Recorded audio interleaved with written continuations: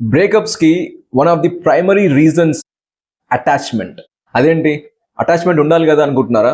No, love ఉండాలి but attachment ఉండకూడదు.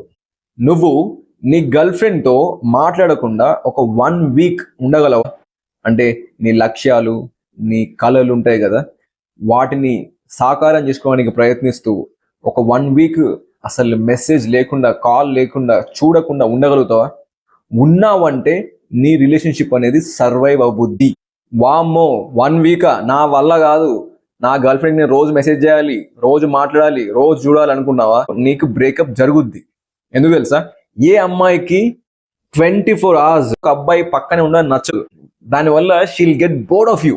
నువ్వు నీ పర్పస్ చేజ్ చేయాలి, అప్పుడు నీ గర్ల్ ఫ్రెండ్ నిన్ను చేజ్ చేస్తుంది. నువ్వు నీ పర్పస్ మర్చిపోయి నీ గర్ల్ ఫ్రెండ్ని చేజ్ చేసావు అనుకో, నీకు నీ పర్పస్ దొరకదు, నీ గర్ల్ ఫ్రెండ్ దొరకదు.